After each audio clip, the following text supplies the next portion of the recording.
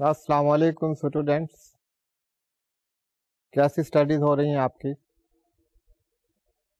اب تو آپ ٹیکسیشن مینجمنٹ سے کافی مانوس ہو گئے ہوں گے. وہ جو انیشیل ڈیفیکلٹیز تھیں وہ کافی حد تک ریموو ہو گئے ہوں، اور آنے والے دنوں میں مزید ڈیفیکلٹیز آپ کی وہ دور ہو جائیں گی اور آپ ٹیکس مینیجرز کے روپ میں مختلف فیلڈ میں نظر آئیں گے. ہم نے لاسٹ لیکچر میں گریچوٹی کے بارے میں کوئی بات کی تھی، پینشن کے بارے میں بات کی، پروویڈنٹ فنڈ کے بارے میں کچھ مختصر بات آج ہم کریں گے. گریچوٹی کا آپ کو میں نے بتایا تھا کہ امپلائیز کی بینیفٹ کے لیے امپلائرز ایک فنڈ کریٹ کرتے ہیں جس کو گریچوٹی فنڈ کہتے ہیں. اس فنڈ کے لیے امپلائرز کے لیے ضروری ہے that this should be an approved fund. approved gratuity fund وہ ایسا فنڈ ہوگا جو کہ کمشنر آف انکم ٹیکس کی طرف سے ڈیولی اپرووڈ ہوگا.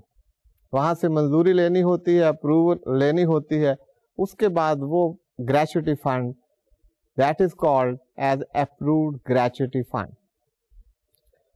ایک گریچوٹی گورنمنٹ امپلائیز کو ملتی ہے، فیڈرل گورنمنٹ کے امپلائیز ہوں یا کسی پروونشل گورنمنٹ کے امپلائیز ہوں یا پاکستان آرمڈ فورسز کے ممبرز ہوں. ان سب کے لیے گریچوٹی فنڈز ہیں، لیکن ان کے لیے اپروول کی ضرورت نہیں ہے from commissioner of income tax. ہم نے پھر ٹیکس ٹریٹمنٹ کی بات کی کہ the gratuity funds and the gratuity received by the employees out of these funds, if they are the government employees, that is wholly exempt from tax. approved gratuity fund سے اگر amount مل رہی ہے کسی امپلائی کو، اس کے بارے میں ہم نے ٹیکس ٹریٹمنٹ پڑھا. approved gratuity fund سے جو انکم آپ کو ہو رہی ہے، جو اماؤنٹ مل رہی ہے، that is not chargeable to tax. اس سے مراد یہ ہے کہ وہ ایگزیمپٹ ہے ٹیکس. ہاں، اگر کوئی unrecognized gratuity fund اس سے کوئی انکم ہو رہی ہے، that will be charged to tax. وہاں پر یہ ایگزیمپشن اویلیبل نہیں ہوگی. پینشنز کے بارے میں پڑھا آپ نے کہ پینشنز آپ کو پتا ہے at the time of the retirement in lieu of the past services employers grant pensions to their employees. تو پینشنز کے بارے میں ہم نے ٹیکس ٹریٹمنٹ دیکھا کہ how the pensions are to be treated as far as the taxes are concerned. وہاں پر pension کا کیا ٹریٹمنٹ ہوگا. اسٹوڈینٹس کافی ڈیٹیل سے اس پر بات ہوئی. گریچوٹی پر بھی ہم نے ایکسرسائزز کی، پینشن پر بھی ایکسرسائزز کی، تاکہ یہ پروویژنز آف لا یہ آپ تک صحیح معنوں میں پہنچ جائیں. یہ ایکسرسائزز کا کرنے کا مقصد یہی ہے کہ پروویژنز آف لا یہ ٹیکسچوئل نالج نہ ہو، آپ ریئل لائف سچویشن میں دیکھیں کہ یہ provisions of law how these provisions are applied in real life situation. تو یہ ایکسرسائزز اس لیے ڈیزائن کی گئی ہیں تاکہ آپ کا ایک کانسیپٹ، ایک پرسیپشن وہ صحیح معنوں میں ڈیولپ ہو سکے. سو اسٹوڈینٹس، گریچوٹی اور پینشن کے بعد آج پروویڈنٹ فنڈ کے بارے میں ہم مختصر بات کریں گے. ہمارا آج کا ٹاپک ہے in fact that is another head of income and that is the income from property. تو یہ پروویڈنٹ فنڈ کے بارے میں آپ کو بتانے کے بعد I shall move on to the income from property. Provident fund جیسے کہ گریچوٹی اور پینشن میں آپ نے دیکھا، یہاں پہ پروویڈنٹ فنڈ کی کچھ فارمز. ایک provident fund governed by the provident funds act 1925. یہ اسٹیچوٹری پروویڈنٹ فنڈ ہے. یہ اسٹیچوٹ کے تحت، دس از دا اسٹیچوٹ لا ये प्रोविडेंट फंड एक्ट 1925 ये इस एक्ट के तहत एस्टेब्लिश होते हैं। इसको ये गवर्नमेंट डिपार्टमेंट्स में जो प्रोविडेंट फंड है इसको जीपी फंड भी आप सुनते होंगे ये नाम, ये स्टैट्यूटरी प्रोविडेंट फंड है। तो और उसके अलावा एक और प्रोविडेंट फंड है जैसे कि आपने पेंशन और ग्रेचुटी में देखा, that is the recognised provident fund. हमने शुरू के लेक्चर में भी पढ़ा था कि रिकॉग्नाइज्ड प्रोविडेंट फंड क्या, डेफिनेशनल क्लॉज में हमने देखा अ provident fund recognized by the Commissioner of Income Tax under Part 1 of the 6th Schedule, that is called a recognized provident fund. तो एक statutory provident fund हुआ, दूसरा recognized provident fund, इसके अलावा जो funds होगा that is named as unrecognized provident fund. तो recognized provident fund आपने इसकी definition पहले भी देखी थी, अब भी मैंने आपको बताई कि रिकॉग्नाइज्ड प्रोविडेंट फंड आप उस प्रोविडेंट फंड को कहते हैं which is recognised by the commissioner of income tax. तो ये 3 टाइप्स आपके सामने है प्रोविडेंट फंड की, statutory provident fund, recognised provident fund and unrecognised provident fund. तो ये आपके जहन में होगा। तो अब हमने ये देखना है कि इनका टैक्स ट्रीटमेंट क्या है। These are the different types, तो how these types will play their role, rather how the exemptions are available under these types. तो ये हमने देखना है। तो हम अब देखते हैं कि इनमें क्या क्या हमें exemptions हासिल हैं, how these exemptions are available. सबसे पहले तो बात है कि recognized provident fund, हमने बात की recognized provident fund is the one which is recognized by the Commissioner of Income Tax. Commissioner of Income Tax इसकी अप्रूवल देते। तो कमिश्नर ऑफ इनकम टैक्स को बाकायदा अप्लाई करना पड़ता है on the given form, required documents and the information वो provide करनी होती है commissioner of income tax after considering all the requirements of the law and taking into account the different documents and the information which is provided to the commissioner may grant recognition to that fund which is established by the employer. अब ये recognition का मतलब है approval उसको दे दी गई। So students, the approval can be granted, approval can not be granted, that can be withdrawn later on as well. मैंने 3 बातें की हैं कि आपने अप्लाई किया, you are an employer, कि हमने एक प्रोविडेंट फंड एस्टैब्लिश किया है, इसके लिए हमें अप्रूवल दी जाए, इसको रिकॉग्नाइज किया जाए। Commissioner may grant approval, Commissioner may not grant approval, उसको रिजेक्ट कर दे कि नहीं, you are not on the laid down parameters and this fund has not been established according to the provisions of law, so it cannot be recognized, उसको approval ना दीजिए। तीसरी बात जो मैंने की, a fund may be recognized, उसकी approval दे दी जाए, लेकिन बाद में ऐसे सर्कमस्टांसेस हों कि वो अप्रूवल अगर कमिश्नर चाहे he can withdraw the approval. अब ये कमिश्नर के पास ये इख्तियार है to grant an approval, to withdraw an approval और not to at all grant an approval.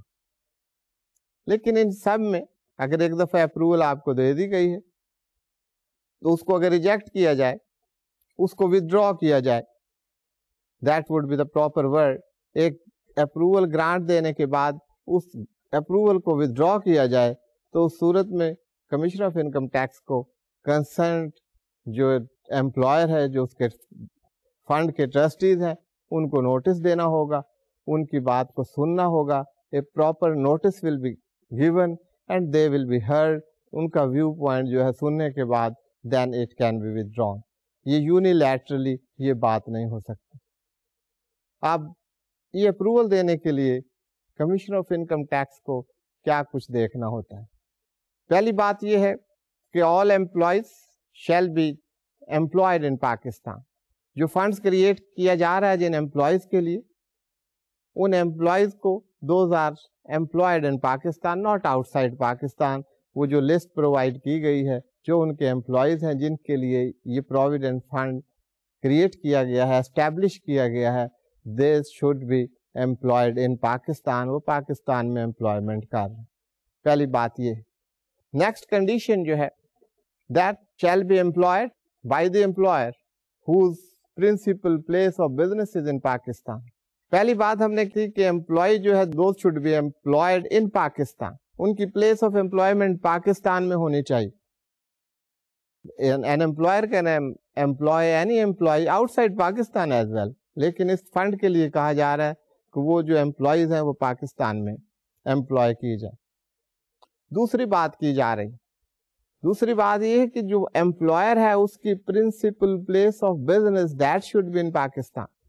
इसके बाद contribution of employer in tax year should be definite proportion of the salary. Contribution of the employ, contribution employer की भी होती है, वो आगे चल के बात करते हैं. यहाँ हम बात कर रहे हैं contribution of the employ. Employ ने जो कंट्रीब्यूशन करनी है वो एक डेफिनेट प्रोपोर्शन हो. डेफिनेट प्रोपोर्शन से मुराद है 5%, 8%, 10%.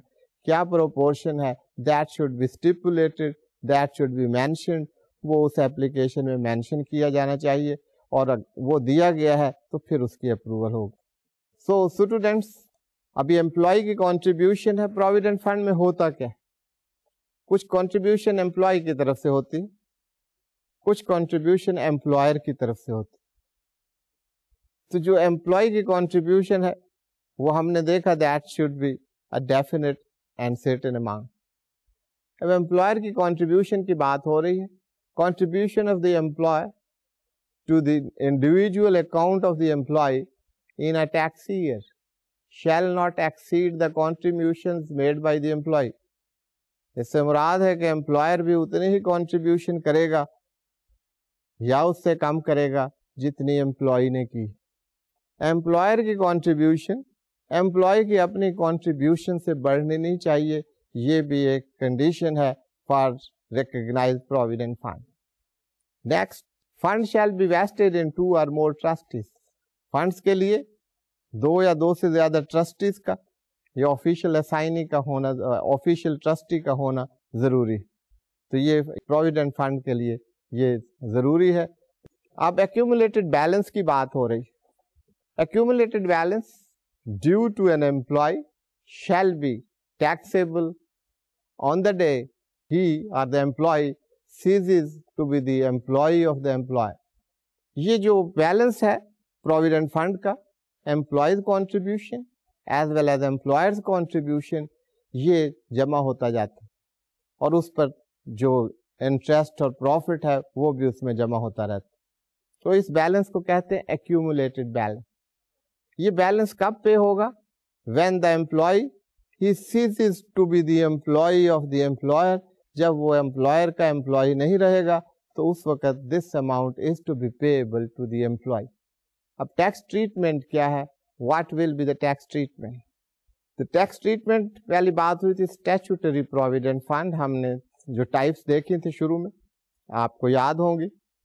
Statutory provident fund government employees के बारे में जो बताया था, federal government, provincial government, member of the armed forces, उनका जो प्रोविडेंट फंड है that is exempt from tax. उसमें जो अमाउंट मिलेगी प्रोविडेंट फंड में that will not be charged to tax, that is exempt from tax. तो ये under clause 22 of the part 1 of the second schedule, that is exempt from tax. आपने second schedule में exemption पढ़ी थी, वहाँ पर आपने देखा होगा. तो that is exempt from tax. Recognized provident fund, recognized provident fund, that is also exempt from tax. लेकिन इसमें कुछ प्रोवाइजो है, कुछ कंडीशन है, वो आप देख लीजिए व्हाट इज दैट कंडीशन. तो उसके बाद हम आगे चलते हैं अनरिकॉग्नाइज्ड प्रोविडेंट फंड की तरफ. रिकॉग्नाइज्ड प्रोविडेंट फंड की डेफिनेशन आपको बताने की जरूरत नहीं है, हम कई दफा बात कर चुके हैं, आज भी इस पर बात हुई है. अब यहाँ पर बात क्या हो रही है, मैंने आपसे कहा था recognised provident fund that is also exempt from tax. Exemption है लेकिन कुछ प्रोवाइजो. प्रोवाइजो ये है that the contribution up to 10% of the salary is exempt. Employer's contribution, आपको ने देखा था employees contribution and the employer's contribution. ایک بات تو آپ نے یہ دیکھی کہ امپلائرز کانٹریبیوشن امپلائی کانٹریبیوشن سے زیادہ نہیں ہو سکتی.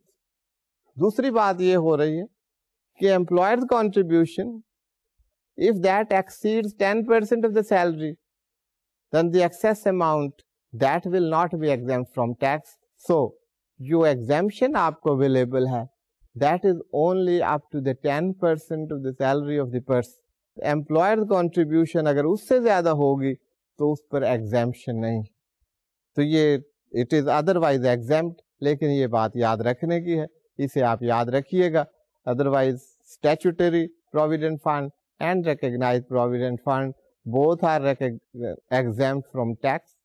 The amount received by an employee that is exempt from tax, تو وہ اس کی انکم جو ہے اس پر ٹیکس نہیں ہوگا, یہ بات ہو رہی ہے یہاں پہ. لیکن اس میں ایک پرووائزو ہے, وہ آپ کو سمجھا دیا گیا ہے, تو اسے آپ ذہن نشین کر لیں, باقی ایگزیمپشن از دیر. تیسری آپ نے بات کی unrecognized provident fund. If a fund is established by an employer but that is not recognized by the Commissioner of Income Tax, that would be called as unrecognized provident fund. A fund can be established but no exemption is available on unrecognized provident fund. No deductions are available to the employer, no exemption is available to the employee. تو یہاں پر کوئی deductions یا ایگزیمپشن ان کا question arise نہیں ہوتا. Question arise ہو بھی تو these are not available. تو یہ کوئی ٹیکس ٹریٹمنٹ کے بارے میں تھا about recognise provident fund.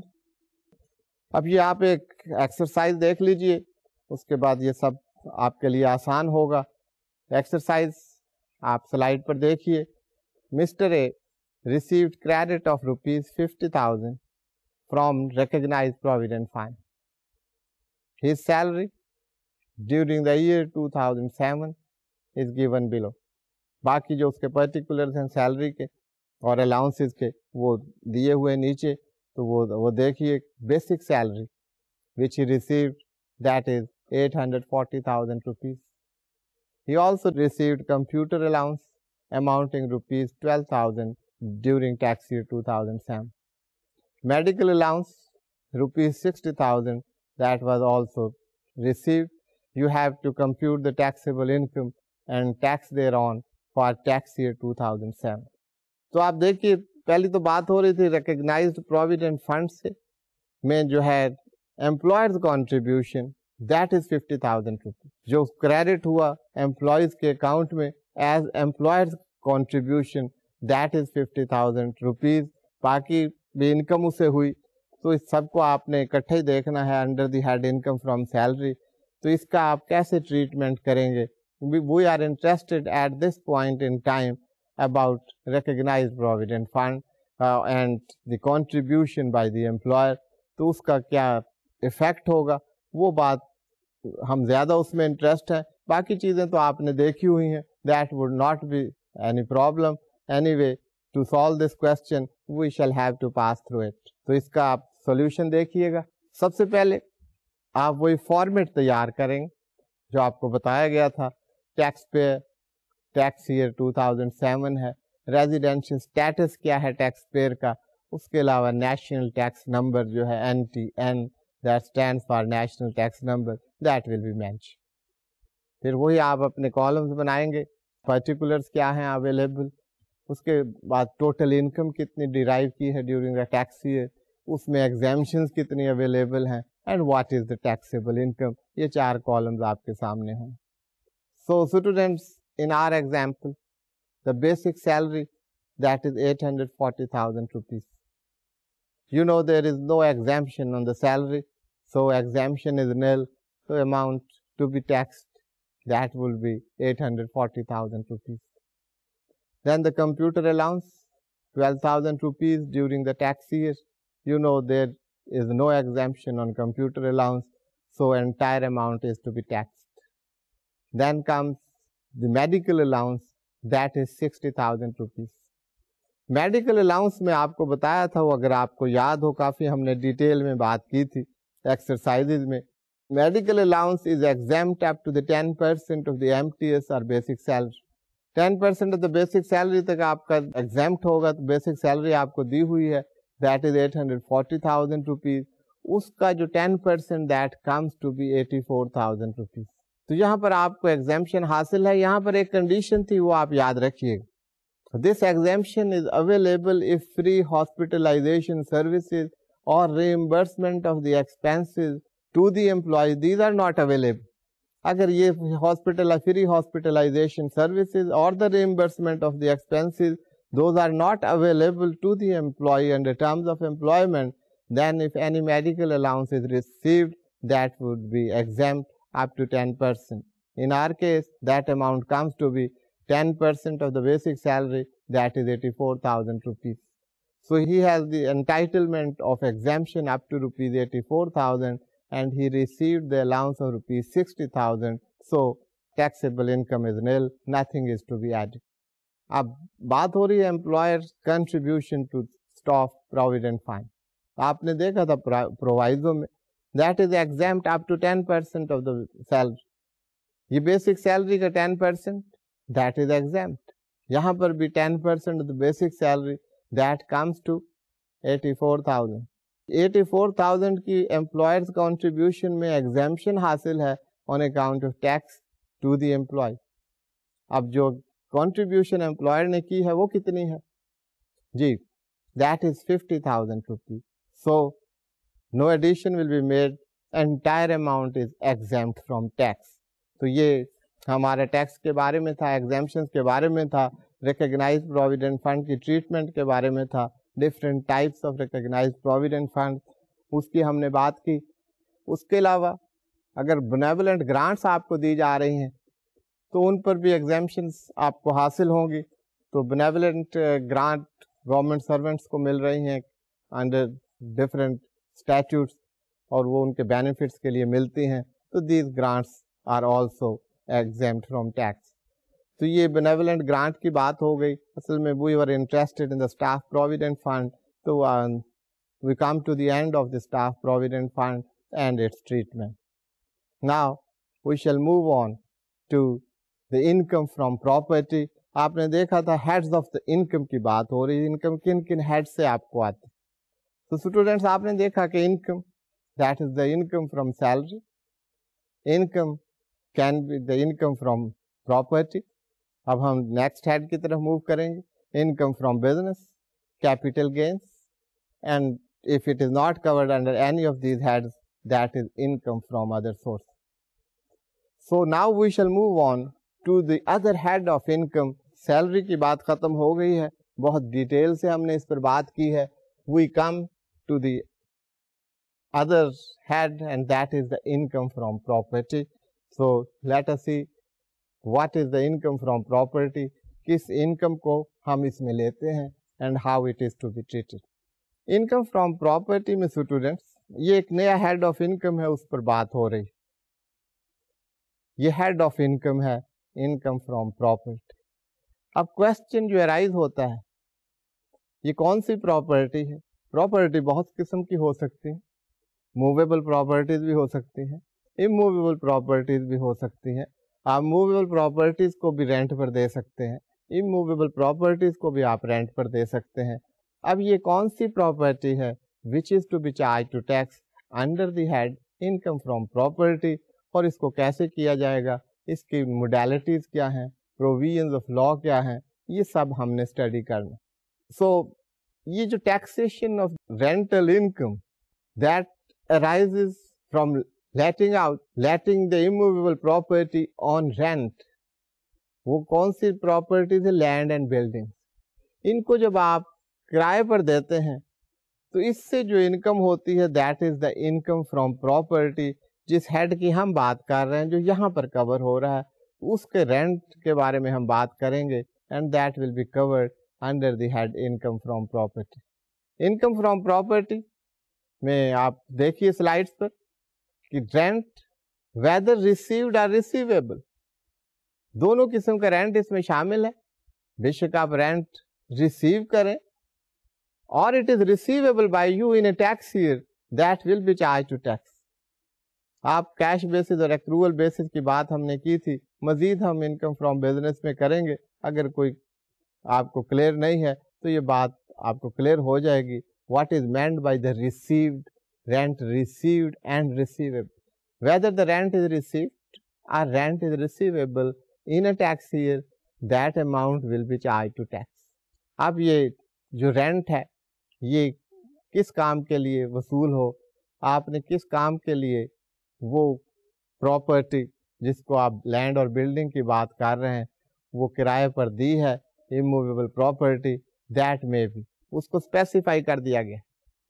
that may be that rent which is being paid. Tenant جو رینٹ پے کر رہا ہے اس کے تین مقاصد ہو سکتے ہیں. یوز آف دا لینڈ اور بلڈنگ, اس لینڈ اور بلڈنگ کو وہ یوز کرنا چاہے اس کے لیے کوئی رینٹ دے.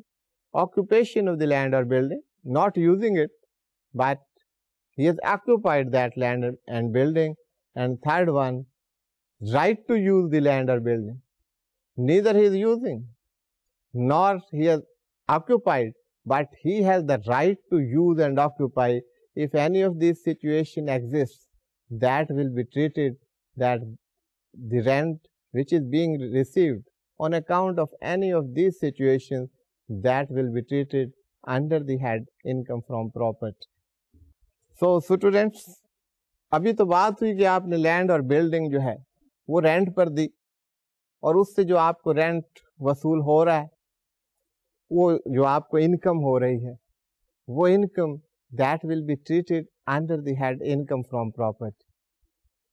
اب آگے رینٹ کے علاوہ ایک بات ہو رہی ہے. Rent also includes forfeited deposits paid under a contract for the sale of land or building. اب اس پر آپ غور کیجیے, یہاں کہتے ہیں forfeited deposits under the contract for the sale of the land or building.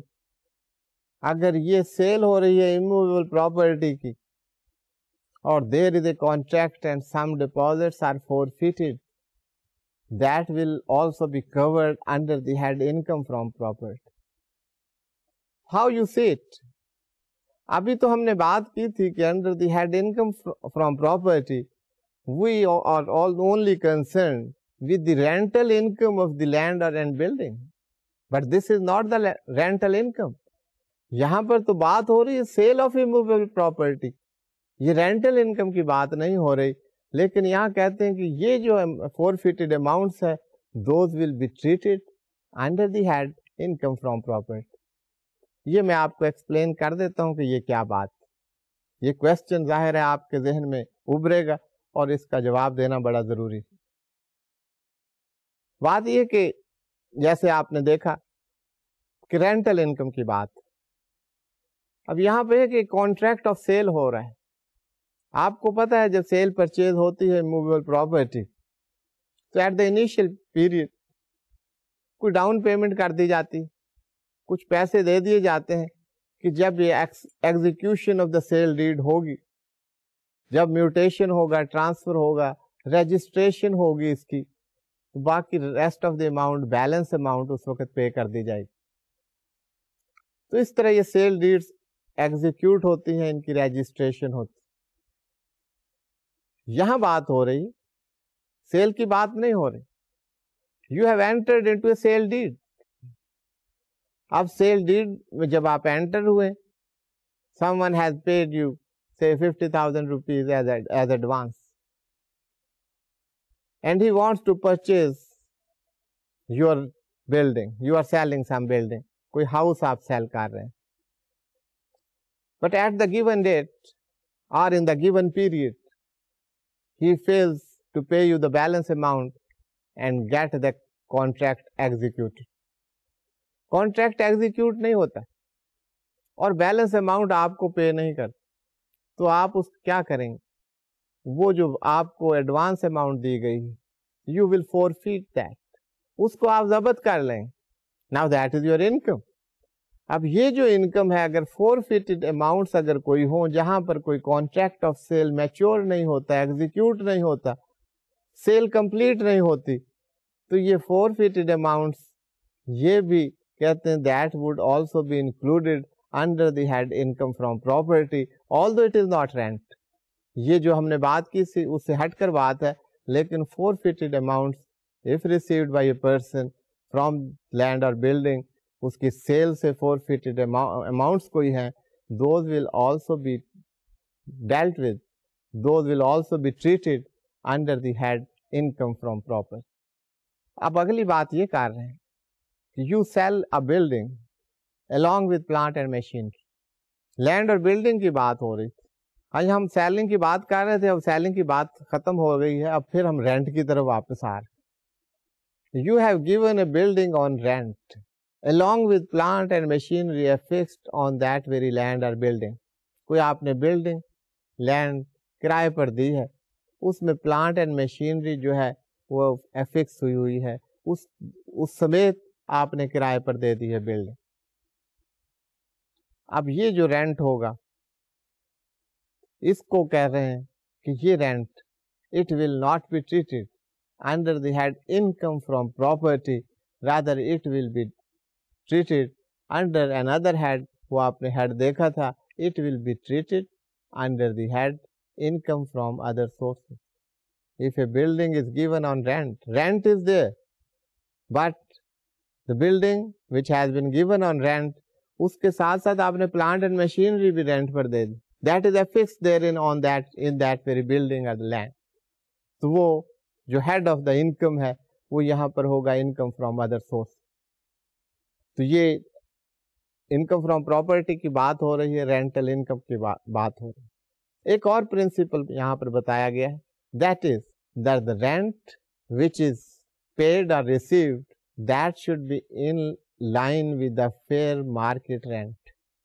اب ٹیکس لاز کے لیے اب ایک بلڈنگ ہے, ایک گھر ہے, اس کو کرائے پہ دیا جاتا ہے.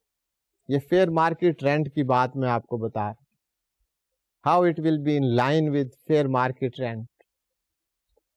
آپ ایک گھر کرائے پر دیتے ہیں کسی ویسینٹی میں, اس علاقے میں اور گھر بھی کرائے پر دیے ہوئے ہیں, آپ جیسے اسی سائز کے اس سے ملتے جلتے بالکل ایگزیکٹ اینڈ سملر تو نہیں ہو سکتے. اب اس علاقے میں ویسا گھر جیسا آپ کا ہے, اسی ایریا کا گھر, اسی کنسٹرکشن کا گھر, اتنا ہی پرانا گھر, اس کا rent that is 30,000 rupees per month. اور آپ جو کرائے پر دے رہے ہیں آپ کہتے ہیں اس کا کرایہ جو ہے 10,000 روپیز پر منتھ. آپ کو بھی کوئی اعتراض نہیں, آپ کا گھر ہے, اور جو پیمنٹ کر رہا ہے اس کو کیا اس پر اعتراض ہوگا, اسے سستے اس پر کرائے پر گھر مل. But tax authorities they do have an objection to it. Objection کیا ہوگا؟ لا نے پرووائڈ کیا ہے کہ جو رینٹ ہے that should be on the parameters of fair market rent. Fair market rent یہ ہے کہ ایوریج جو اس قسم کے گھروں کی جو رینٹ ہے اس ویسینٹی میں, اس علاقے میں, اس کے قریب تر ہونا چاہیے. اب 30,000 ہے تو یہ تو نہیں کہ ہر گھر 30,000 پر جائے گا, کوئی 30,000 پر ہوگا, کوئی 25,000 پر ہوگا, کوئی 32,000 پر ہوگا, کوئی 35,000 پر ہوگا, ایک رینج ہوگی, اس کی ایوریج آپ نکال سکتے. تو that would be called the fair market rent. Market rent کیا ہے اس, تو جو رینٹ ہے that should be in line with fair market rent. اب اس کی اپلیکیشن کیا ہوگی میں یہی آپ کو بتا دیتا, how it will be applied. سے آپ نے ایک گھر کرائے پر دیا ہے, یہی ابھی ہم اپنی ایگزامپل لے لیتے ہیں جو کہ fair market rent that is rupees 30,000 per month. آپ نے جو گھر کرائے پر دیا ہے آپ کہتے ہیں کہ 10,000 روپیز پر منتھ میں اس کا رینٹ لے رہا ہوں. آپ جب ریٹرن دیں گے تو یو ول سے کہ my annual rental income that is 120,000 rupees. But that tax authorities will not accept that. وہ کہیں گے کہ لا جو ہے on as far as income from property is concerned, law تو یہ کہتا ہے کہ رینٹ فیئر مارکیٹ رینٹ کے حساب سے ہونا چاہیے. Since your rent is not in line with the fair market rent, تو ہم آپ کے رینٹ کو انہینس کر رہے ہیں اکارڈنگ ٹو لا. تو آپ کا رینٹ 120,000 نہیں، ہمارے پرپز کے لیے دس از 360,000 روپیز، کیونکہ فیئر مارکیٹ رینٹ وہاں پہ 30,000 روپیز پر منتھ ہے، تو ہم آپ کی انکم کو ہم نے انہینس کر دیا ہے.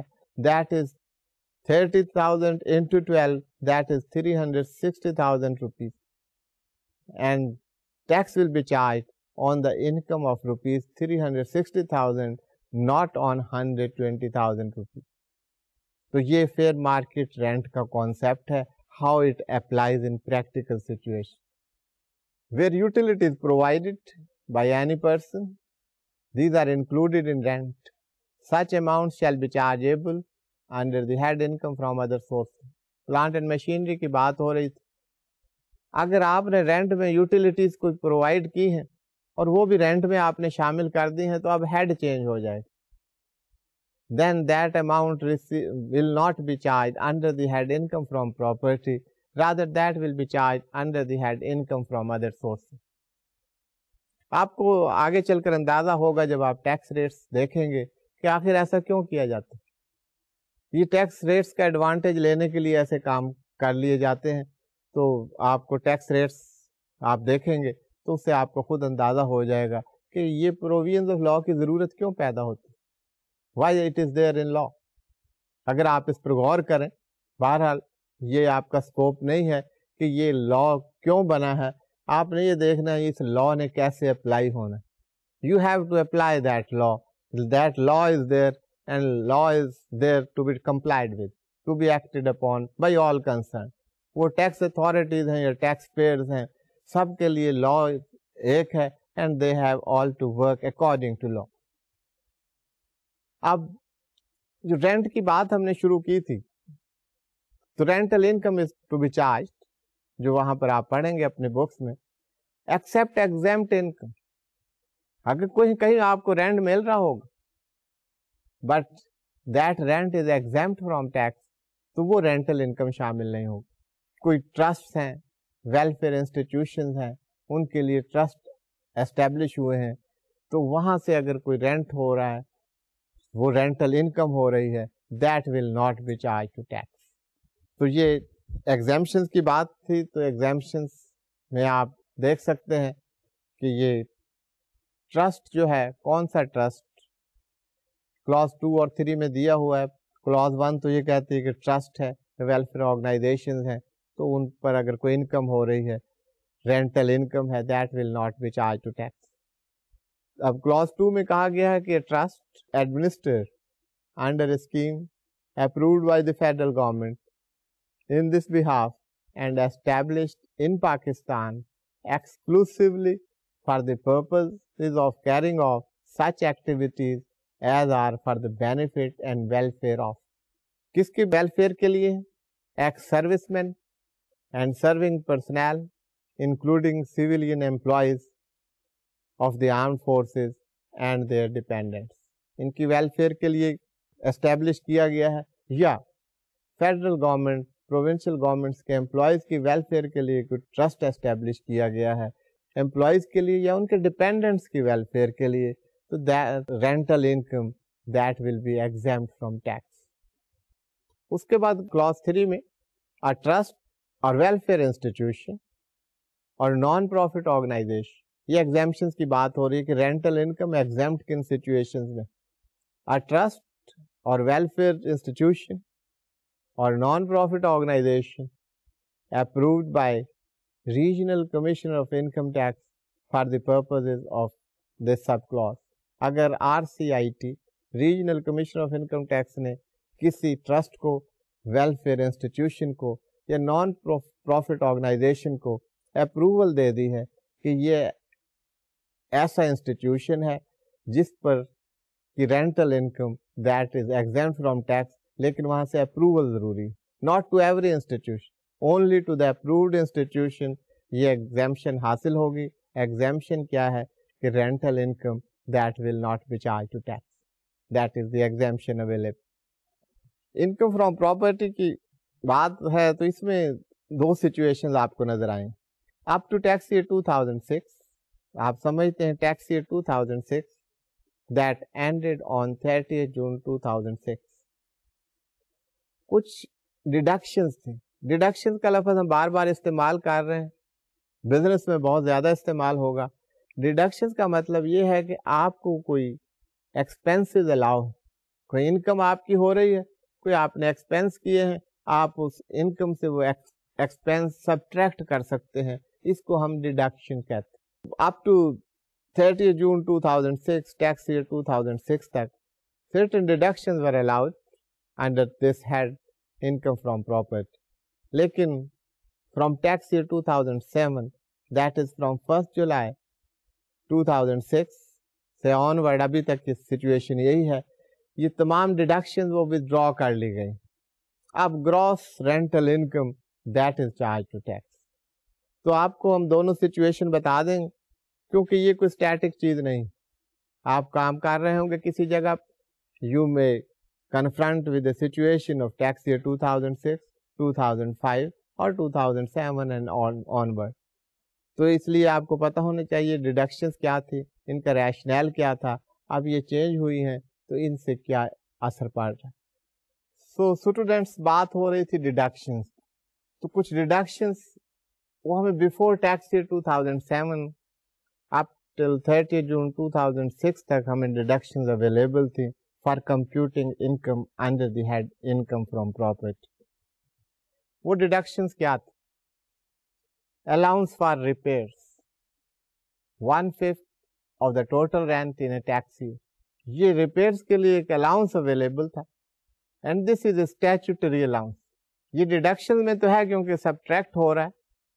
ڈیڈکشن وہاں آپ کو اویلیبل ہوتی ہیں عام طور پر کہ آپ نے ایک ایکسپینس کیا ہے, اس کو آپ سبٹریکٹ کر رہے ہیں.